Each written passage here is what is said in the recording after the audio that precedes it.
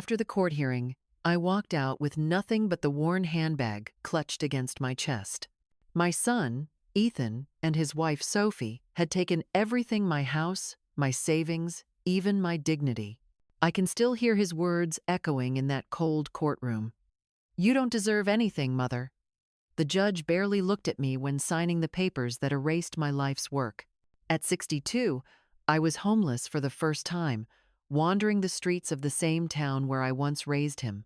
That night, I slept on a park bench, and something inside me quietly died. Before everything collapsed, my life was simple.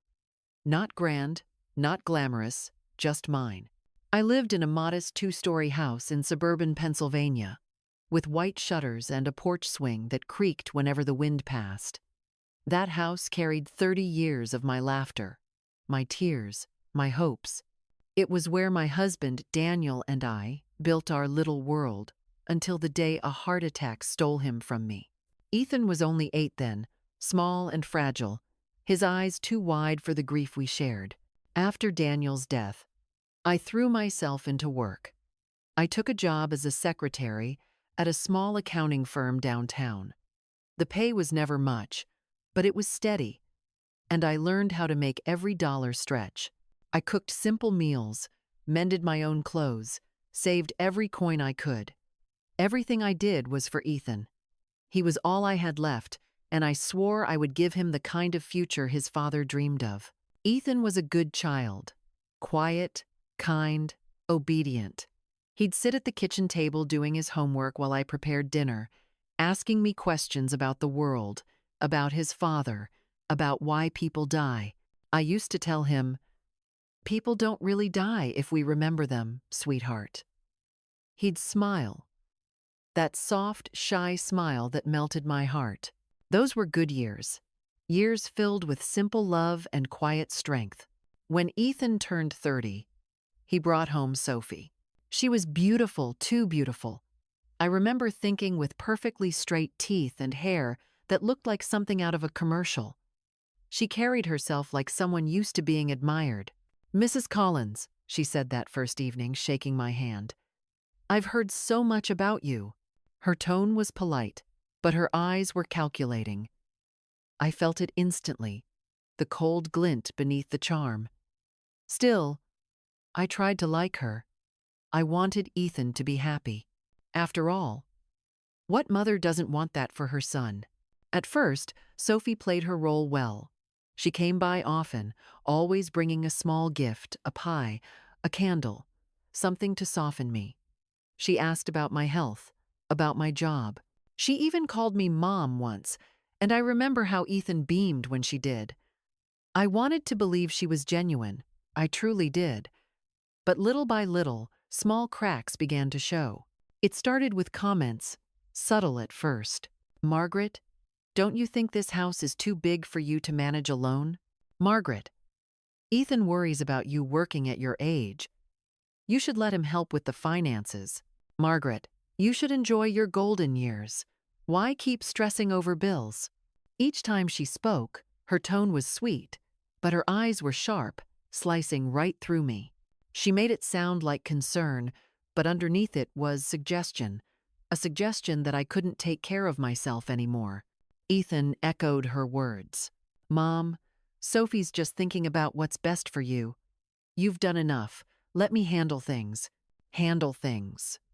That phrase haunted me. I didn't realize then how literal he meant it. A year later, they got married. It was a small ceremony at a rented hall, nothing extravagant, but beautiful nonetheless. I paid for half of it even though no one asked me to. Ethan promised he'd pay me back, but of course, he never did. I didn't mind at the time. I remember watching him dance with Sophie, his face glowing with love. I thought, he's happy. That's all that matters. After the wedding, things changed quickly. The visits became less frequent.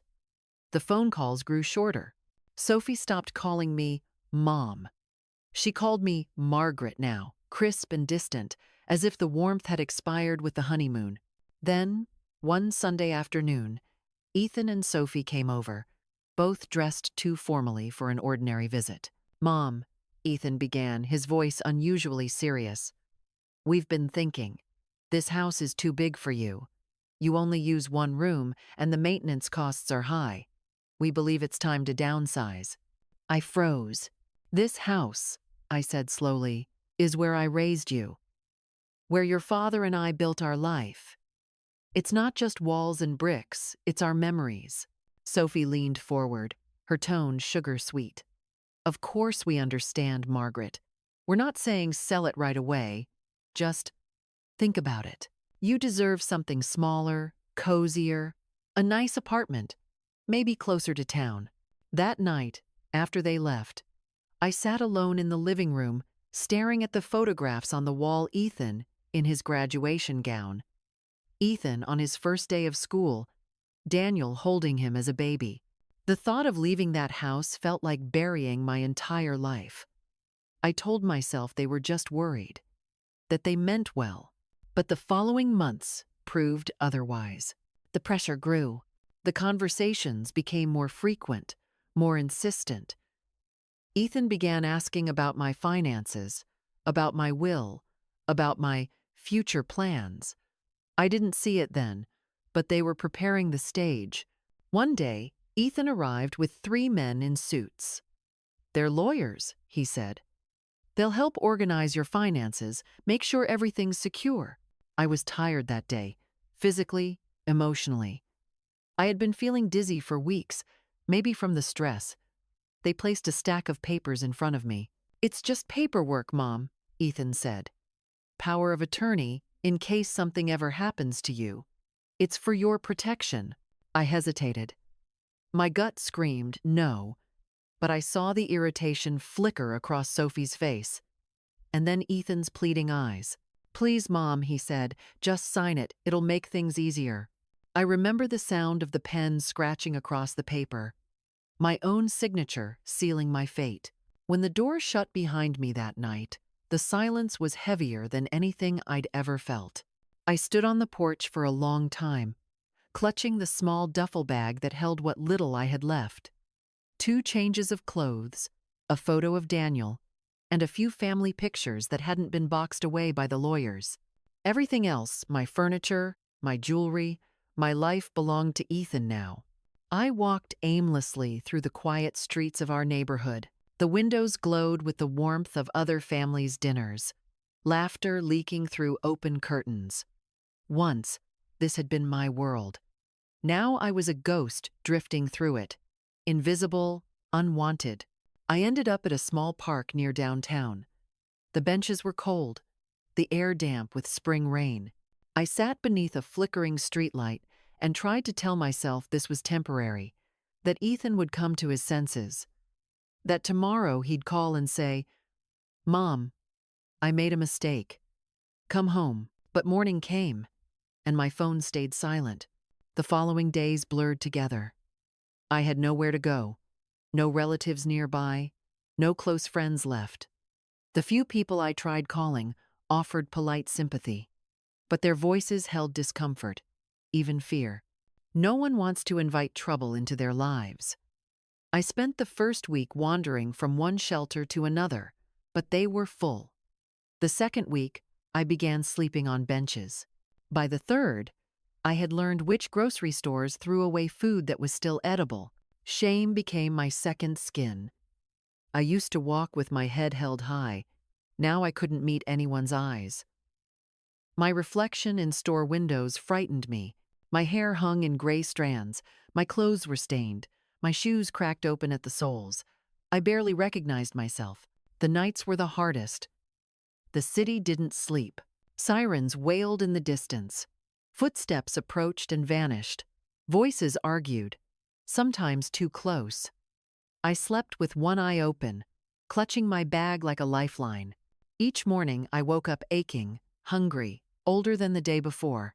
6 weeks passed, like that 6 endless weeks of hunger, humiliation, and despair. I survived by collecting empty cans and bottles, selling them for a few dollars a day. The recycling man never looked at me when he handed over the money. To him, I wasn't a person, just another broken shadow passing through. I bought half a loaf of bread with those coins, and ate it slowly, sitting in the same park where I had first spent the night. The same bench, the same flickering streetlight. I could see my old neighborhood from there. Only 2 blocks away stood my house. The house Ethan now called his. Sometimes I saw him and Sophie drive by in their sleek car, laughing, dressed in fine clothes. They never looked my way. Maybe they didn't recognize me. Maybe they didn't care. One afternoon, the hunger became unbearable. My hands shook as I rummaged through a trash bin behind a cafe, praying for a discarded sandwich or an apple core. I could feel people staring, their judgment burning hotter than the midday sundae. But I was past caring. Pride didn't fill your stomach. That's when I heard a man's voice behind me. "Excuse me, ma'am. Are you Margaret Collins?" The question froze me. No one had called me by my name in weeks. I turned slowly. A tall man stood there, dressed in a dark gray suit that looked impossibly clean compared to my dirt-streaked clothes. He carried a leather folder under one arm. His expression wasn't pity or disgust, it was something else. Recognition. Purpose. I am, I said cautiously, my voice rasping from disuse. "Do I know you?" He gave a small, formal smile. "My name is James Porter. I'm an attorney. I've been trying to find you for several weeks." I blinked. "An attorney? For what?" He glanced around, noticing the stares of passers-by. "Perhaps we should sit somewhere quieter." I hesitated. Every instinct screamed to walk away. Years of disappointment had taught me that strangers rarely brought good news. But something in his calm tone disarmed me. I followed him to a bench at the edge of the park. He opened the folder and pulled out a sealed white envelope. "Mrs. Collins," he said carefully. "Your brother Thomas passed away 2 months ago." The world seemed to tilt. Thomas. My brother. My only sibling. I hadn't heard his name in 15 years. We had stopped speaking after a bitter argument word said in anger that neither of us had the courage to take back. And now he was gone. James continued. "Before he died, Mr. Collins prepared a will. You are his sole beneficiary. He left you an estate, a mansion outside the city, valued at over $3 million, and a cash inheritance of $20 million. I couldn't breathe. I thought I'd misheard him. "What?" I whispered. 20? What? $20 million, Mrs. Collins. He repeated, his tone gentle but steady. "And the property is legally yours. However," he paused, "there is a condition." Of course there was. There was always a condition. "What kind of condition?" I asked weakly. He placed the envelope in my trembling hands. "It's written here, in your brother's own handwriting. He left specific instructions that you must read it yourself." My fingers fumbled with the seal. Inside was a single folded letter. The paper slightly yellowed. The handwriting unmistakably. Thomas's strong, slanted, familiar. My heart pounded as I began to read. "Margaret, if you're reading this, it means I'm gone. It also means they finally found you. I know we haven't spoken in years. I know I failed you when you needed me. But I never forgot you. Not for a single day. I followed your life from afar. I knew about Daniel's passing, about Ethan, about your sacrifices. And I know what he did to you." My eyes blurred. How could he know? When I learned I was dying, I hired investigators to look into your situation. What I discovered broke my heart. Your own son betrayed you, stripped you of everything. I couldn't stop him in time, but I can give you the chance to reclaim what's yours. Tears fell onto the page. James waited silently as I kept reading. "I am leaving you everything I own, my house, my money, but there's one condition. You must live in my mansion for 3 months, without leaving, without giving up. During that time, you must gather proof of what Ethan did to you. Every document, every lie, every betrayal. I've made sure you'll have access to everything you need. This is not just an inheritance, Margaret. It's a mission. A chance to get your dignity back. A chance to fight. I lowered the letter slowly, my hands trembling. This can't be real. It's very real, James said softly. Your brother was thorough. He left detailed instructions, and his will has already been validated. You only need to decide if you'll accept the terms. I stared at the letter again. Thomas's words swirled in my mind like a storm. A chance to fight. For weeks, I had been surviving, barely breathing, convinced that my life was over. Now, suddenly, there was a spark, tiny, fragile, but alive. And if I refuse? I asked. Then everything goes to charity? James replied. Your brother was clear, either you fulfill the condition or you receive nothing. I looked at the bag of cans by my feet, at my cracked hands, at the torn hem of my coat. Then I looked at the letter again, at the familiar handwriting that seemed to reach out from beyond the grave. I could almost hear Thomas's voice. You were always the strongest, Maggie. It's time to remember that. For the first time in months, I sat up straighter. I'll do it, I said quietly. I'll accept.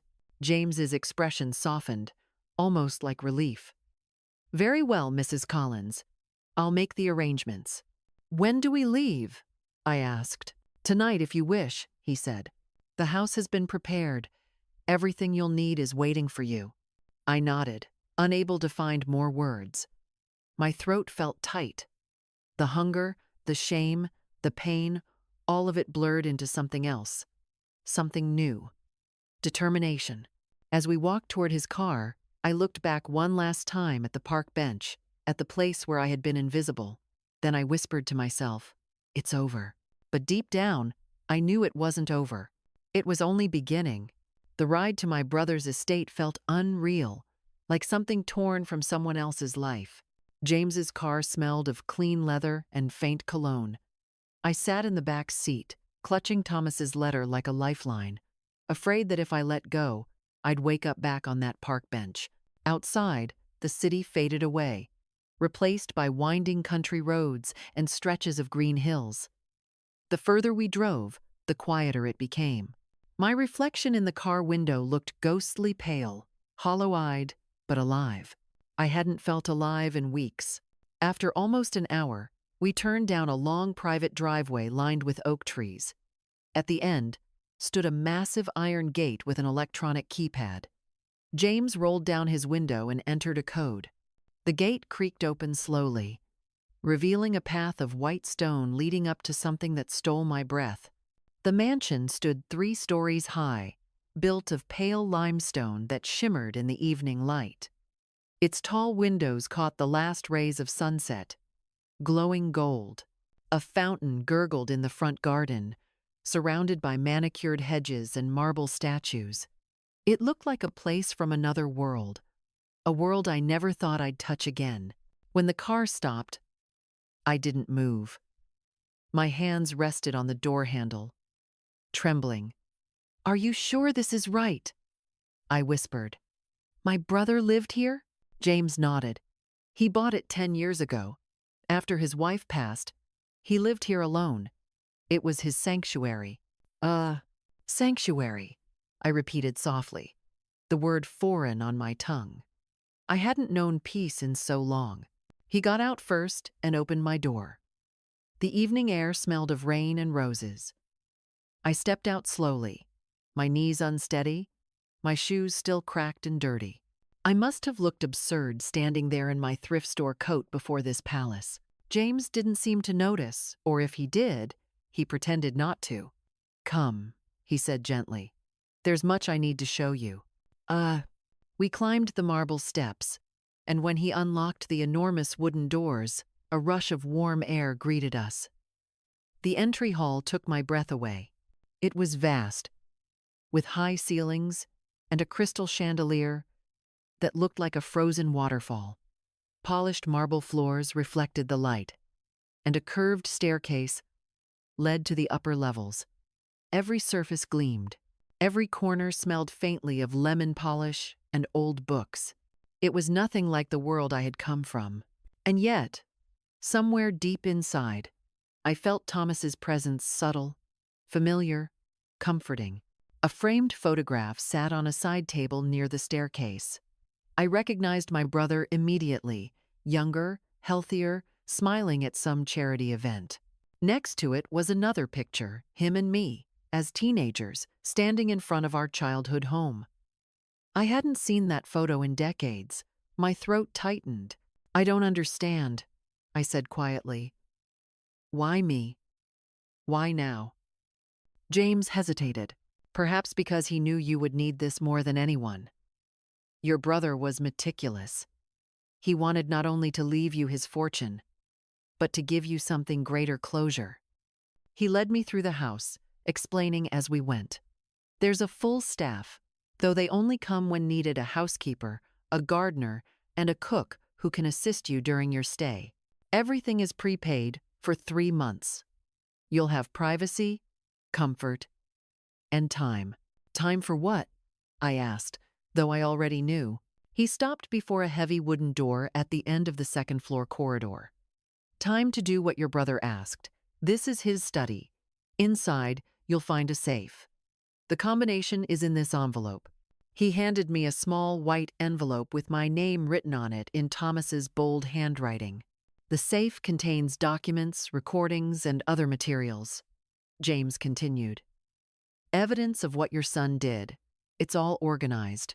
You only need to review it. I ran my fingers over the envelope, but didn't open it. And I have to stay here 3 months? Yes, 90 days exactly, without leaving the property unless it's an emergency. That was your brother's condition. What happens if I leave?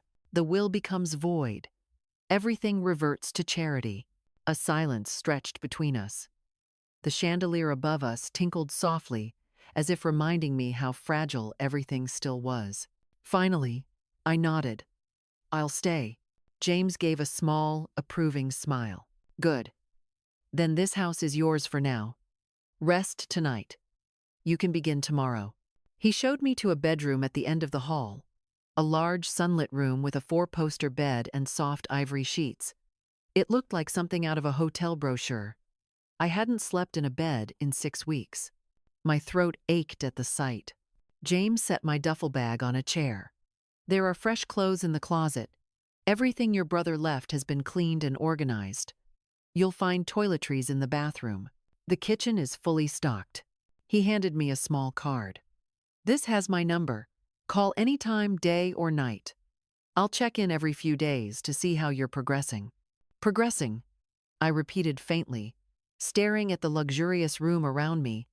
Mr. Porter, I don't even know how to begin. He paused at the door. Begin by remembering who you are, Mrs. Collins. Your brother believed in you. So do I. Then he left. And the house fell silent. I stood there for a long time, unsure what to do. The chandelier in the hallway cast a golden glow across the floor. The silence was almost too pure, too clean. I felt out of place like dirt on porcelain.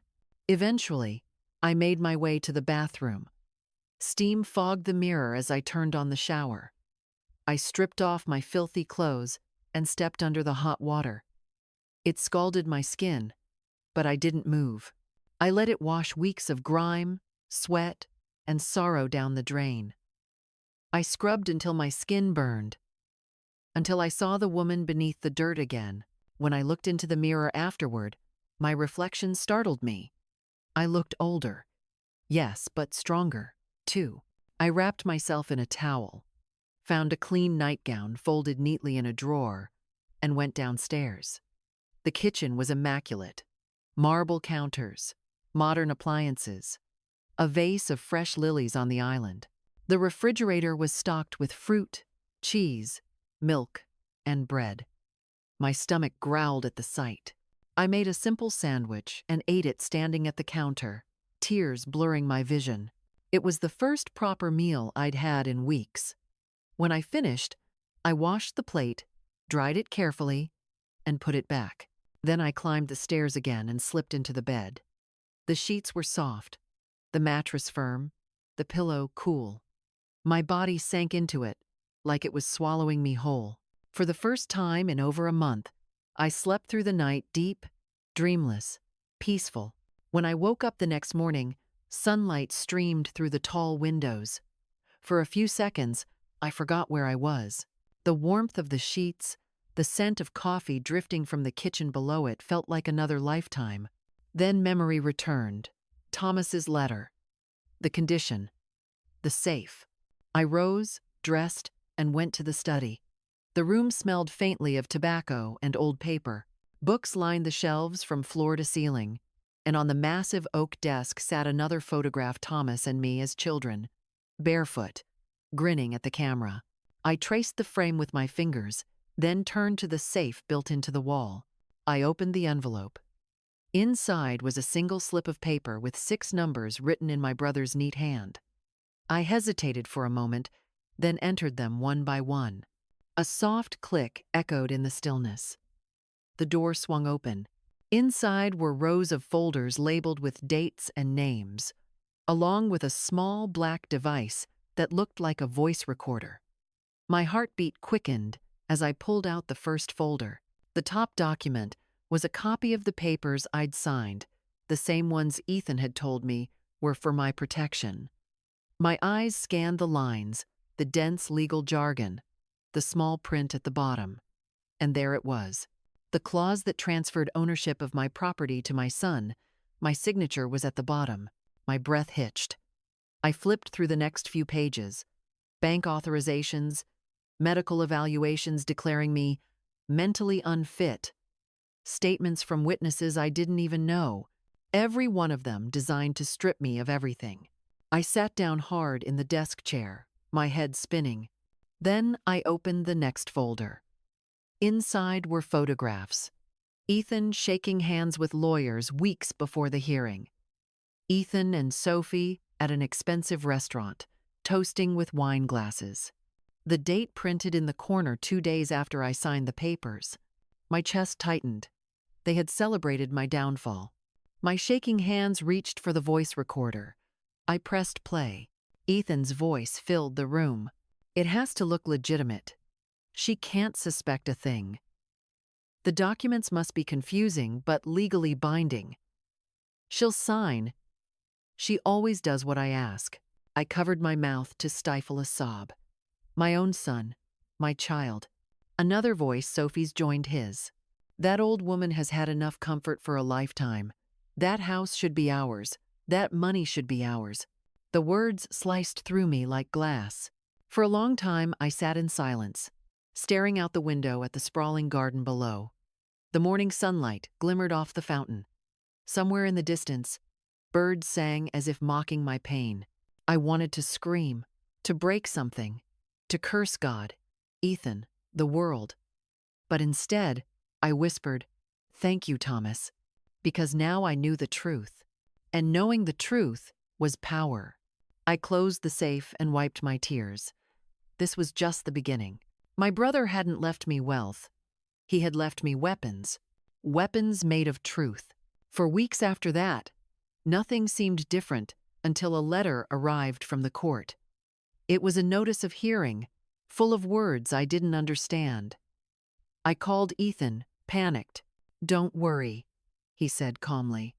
"It's just a formality. I'll take care of it." He took care of it, all right.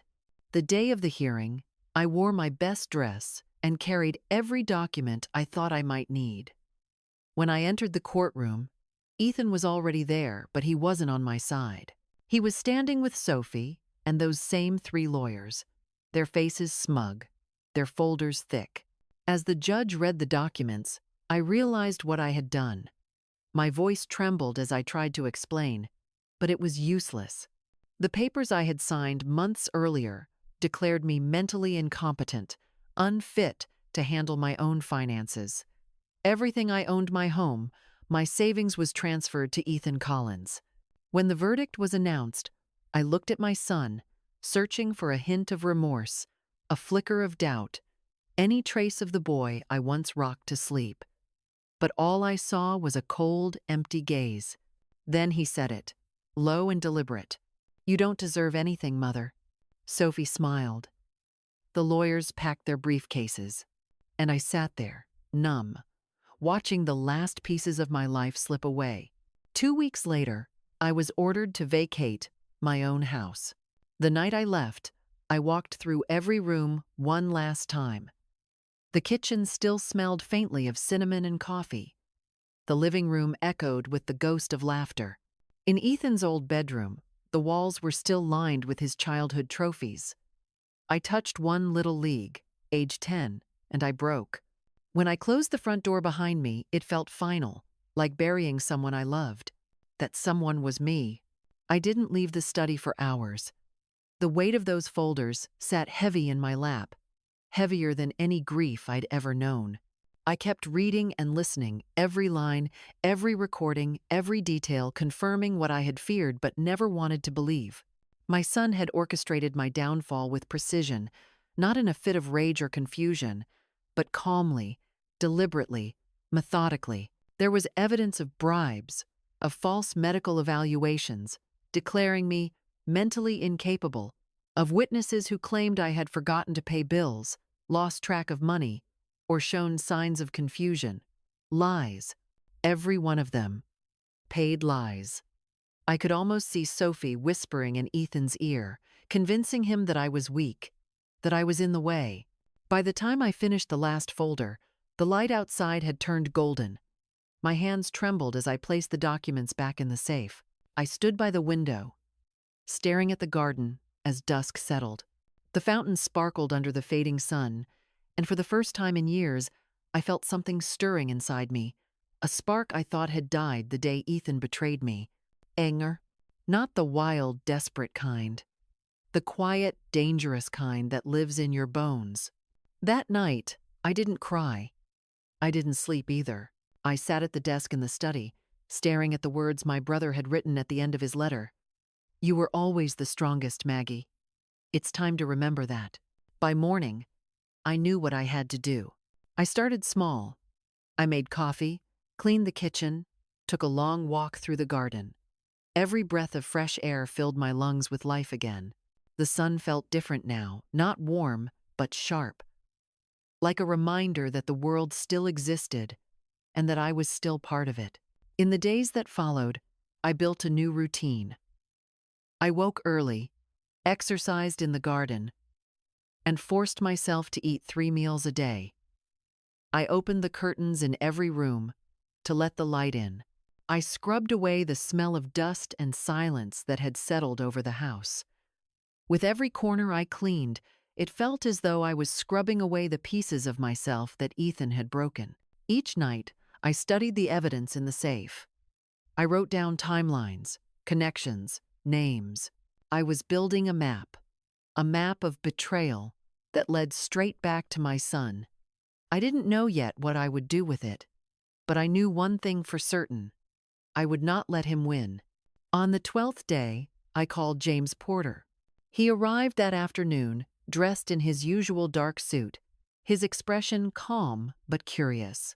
"You've been busy," he said when he saw the organized stacks of papers on the desk. "I needed to understand it all," I replied. "Every word, every signature, every lie. I wanted to see exactly how they did it." He nodded approvingly. "That's wise. Understanding the truth gives you control." "There's something else I need to know," I said. "Ethan, does he know about this inheritance?" James hesitated. "Yes. He filed a lawsuit 3 days ago to contest the will. He claims your brother was not of sound mind when he wrote it." My stomach turned cold. "Of course he did. But don't worry," James added quickly. "The will is ironclad. Your brother had 3 witnesses, all attorneys, and medical proof of full mental capacity. Ethan has no legal ground to stand on, but it means he knows you're here." I felt my pulse quicken. "Then he'll come." "It's possible," James admitted. "And when he does, you need to be ready. Not just legally, emotionally." I met his gaze and gave a slow, steady nod. "I will be." That evening, as the house grew quiet, I stood by the window of my room, looking out at the driveway bathed in silver moonlight. For the first time since moving in, Fear crept into me again, not of losing, but of facing him. How do you look into the eyes of the child you raised, the one who turned you into nothing, and stay standing? I didn't have an answer then, but fate didn't wait for me to find one. 3 days later, the doorbell rang. The sound echoed through the mansion like a gunshot. My heart pounded. I wasn't expecting anyone. I walked slowly down the stairs, my steps echoing against the marble floor. Through the peephole, I saw him, Ethan, standing on the porch in an expensive suit, his expression somewhere between arrogance and discomfort. Beside him was Sophie, her hair pulled back, her lips curved in that same small, mocking smile I remembered too well.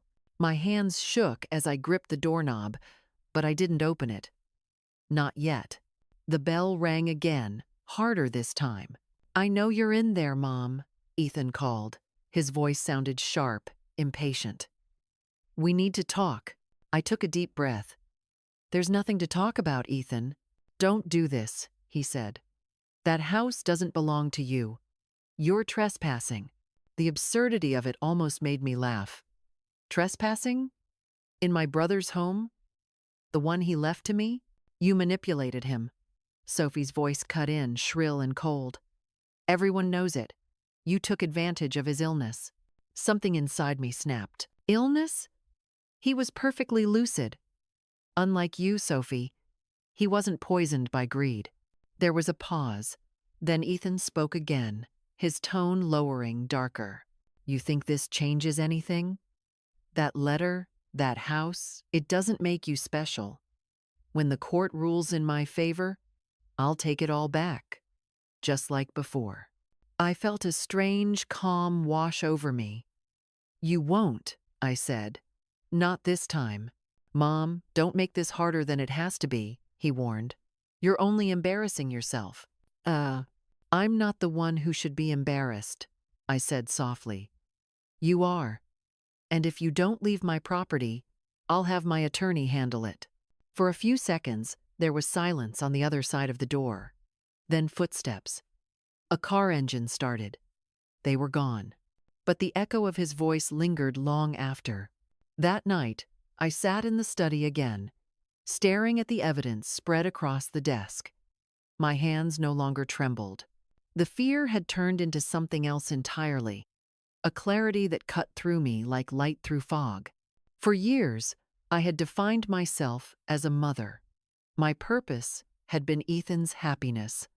Even after he destroyed me, some part of me still clung to that identity, whispering that maybe I'd failed him. But now, as I stared at the proof of his cruelty, I realized something that shook me to my core. I hadn't failed him. He had failed me. He had failed to be the man I raised, the son I loved, the human being I believed still existed beneath his greed. And for the first time, I wasn't going to protect him from the consequences. The next morning, I called James again. "It's time," I said. "Time for what?" "For him to see that I'm not afraid anymore." Over the following days, James and I worked side by side, compiling the evidence into organized files. He explained the legal options: a counterclaim for fraud, financial abuse, forgery. Each charge carried years of potential prison time, but I didn't want revenge for its own sake. I wanted truth, justice, closure. Still, James's words echoed in my mind as he left that afternoon. "Once we begin, there's no going back." I stood in the empty hall after he left, looking at the portraits on the wall, my brother smiling, my younger self beside him. The house was silent, but it felt alive, as if Thomas himself were watching, urging me on. I whispered into the quiet, "I'm ready," and I meant it. The next day, I found myself in the garden just before sunset. The air was crisp, filled with the scent of rain. At the far end, near a grove of maple trees, I discovered something I hadn't noticed before: a stone bench, weathered but sturdy. Carved into it was a small brass plaque: "For Margaret, the sister who taught me what strength means. One day, I'll bring you here. Thomas." Tears welled in my eyes. I sat down, tracing the engraved words with my fingertips. My brother had known all along that I would need this place, this moment, this rebirth. I closed my eyes and took a deep breath. "You were right, Thomas," I whispered. "It's time to wake up." When I stood, the sky was streaked with orange and purple. My old life, the weak, frightened woman who let others decide her worth, was gone. In her place stood someone new, someone who would no longer be silent, someone who would no longer be invisible. Tomorrow, Ethan would learn what it meant to underestimate his mother. The morning after I found Thomas's plaque, the world felt sharper, brighter somehow. I rose before dawn, dressed, and made coffee in the silent kitchen. For the first time in months, the smell didn't make me ache with memory. It filled me with focus.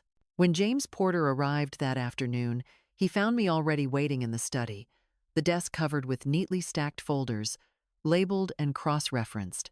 He raised an eyebrow. "I see you've been busy." "I can't sleep," I said simply. "Not until it's finished." He sat across from me, adjusting his tie, studying me for a moment. "Finished?" he repeated. "You sound like your brother." I smiled faintly. "Then maybe he's finally getting through to me." James leaned forward. "Tell me what you're thinking." I pushed one of the folders toward him.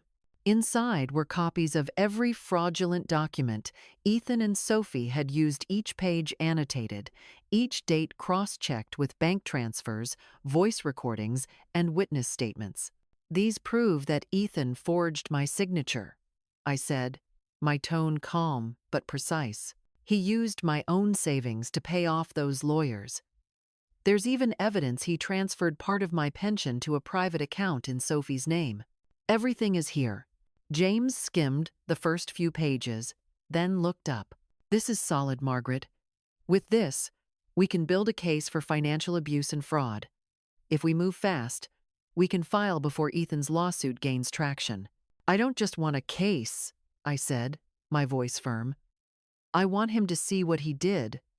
I want him to face me and know I'm not the broken woman he left behind."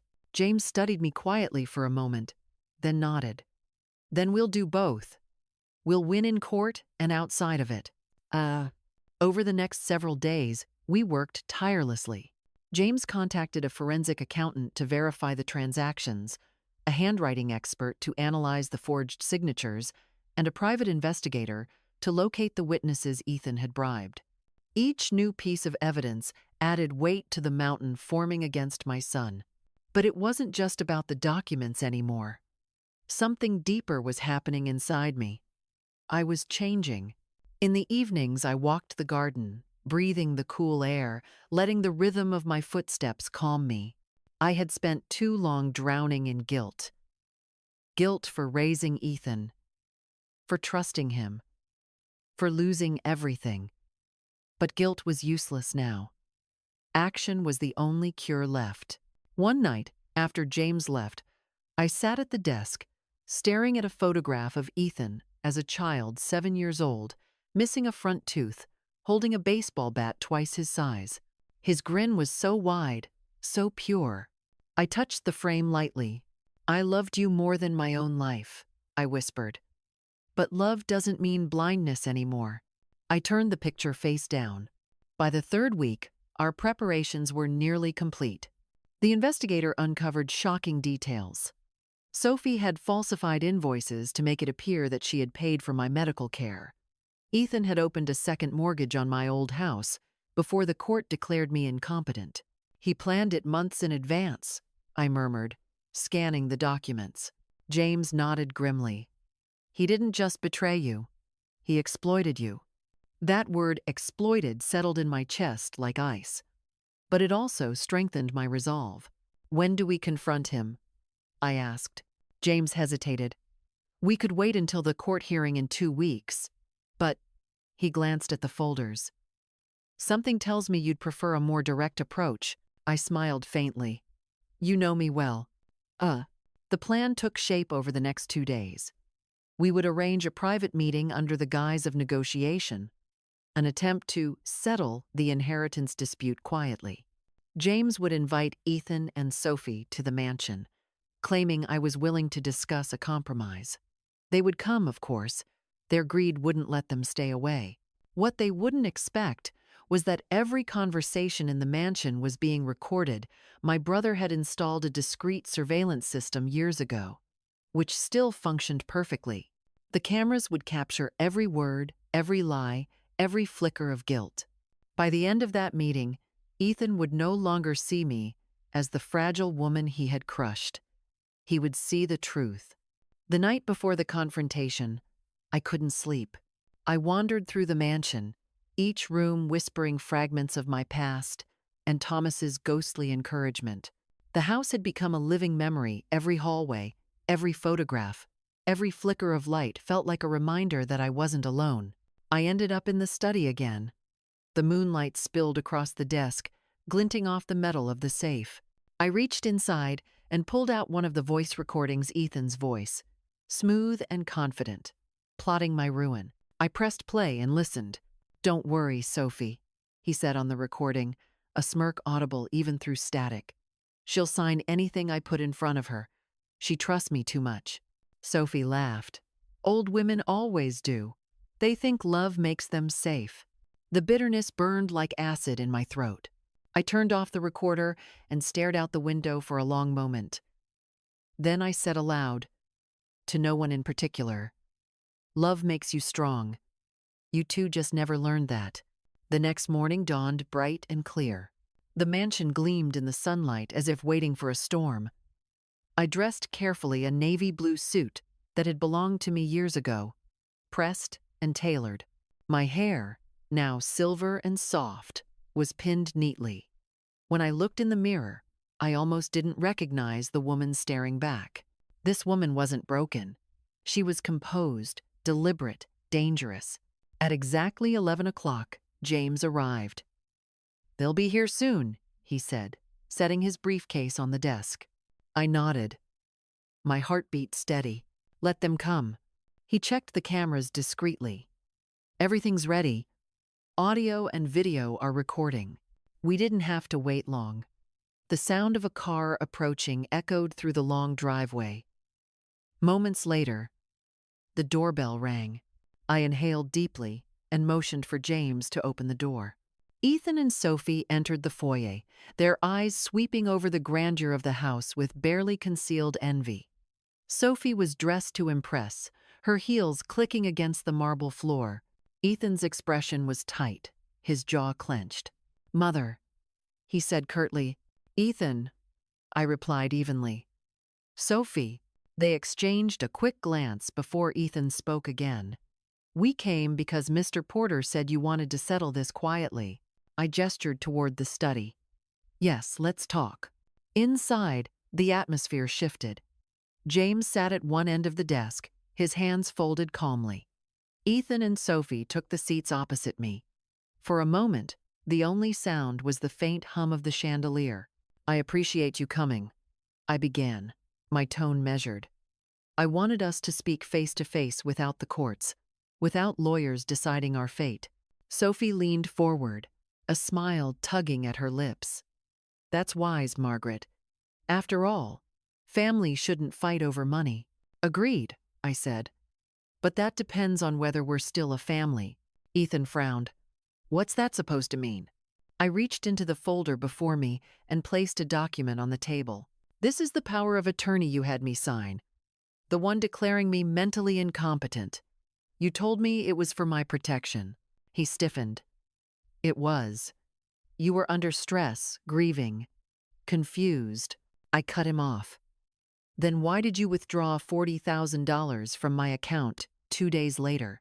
Silence. Sophie's smile faltered. James slid another folder across the desk. "We have bank records, Mr. Collins. And recordings." Ethan's face drained of color.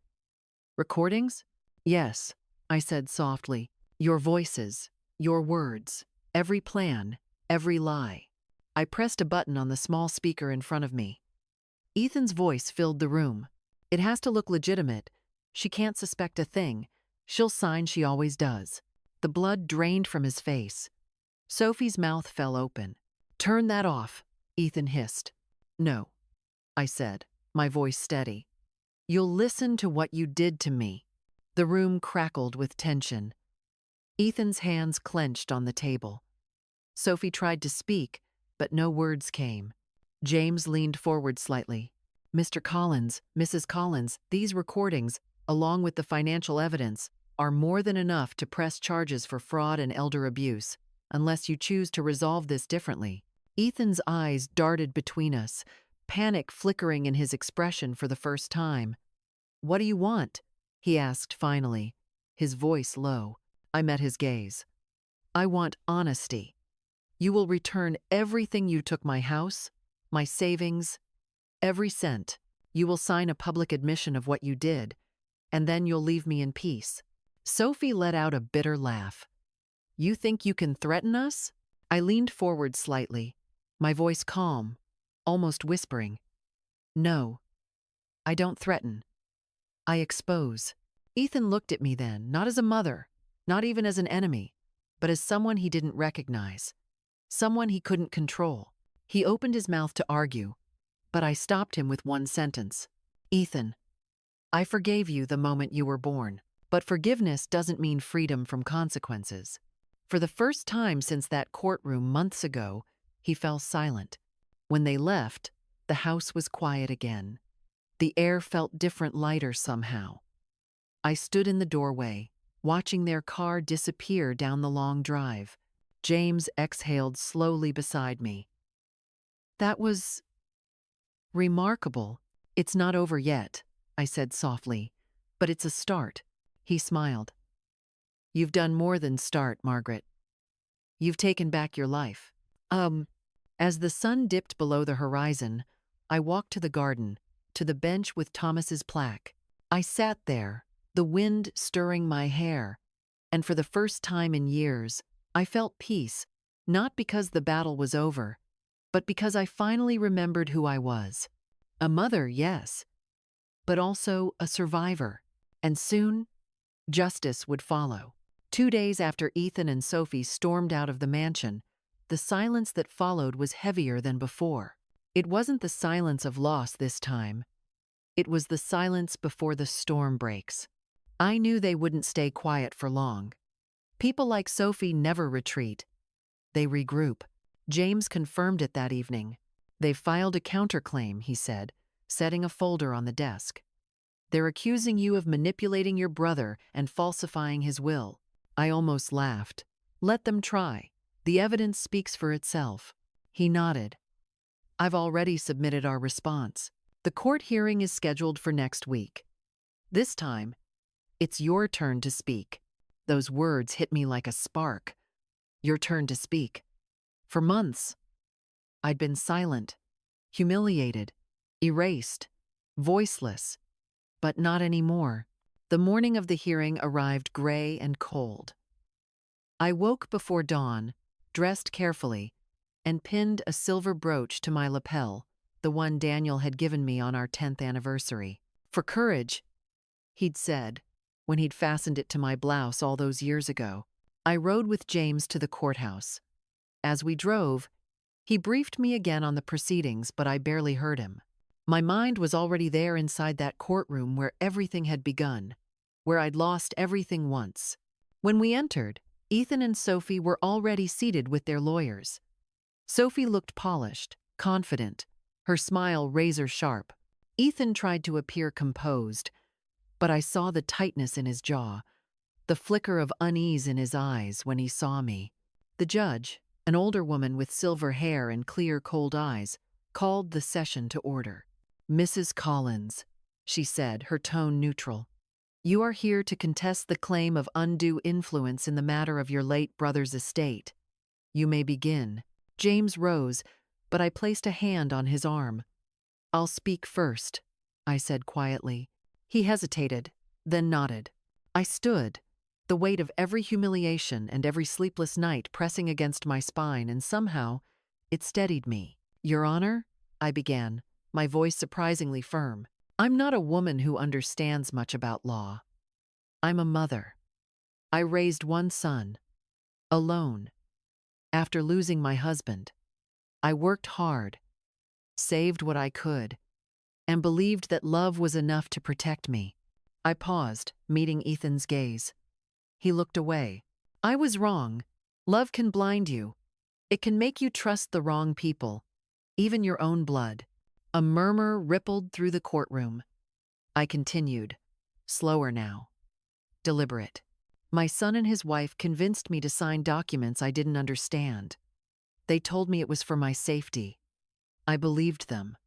What I didn't know was that those papers stripped me of everything I owned. My home, my savings, my dignity.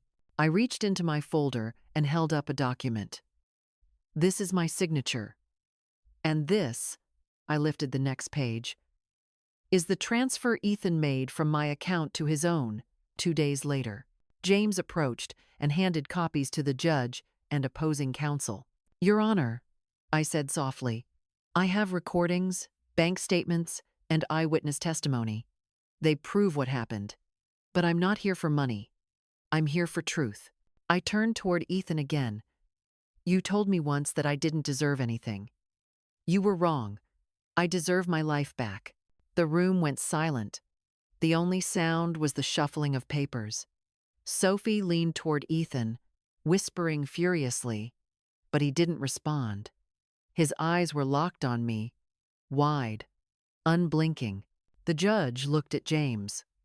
Mr. Porter, please proceed with your evidence. James played the audio recording. Ethan's voice filled the courtroom. It has to look legitimate. She can't suspect a thing. The documents must be confusing, but legally binding. She'll sign she always does what I ask. A collective gasp rose from the gallery. The judge's expression hardened.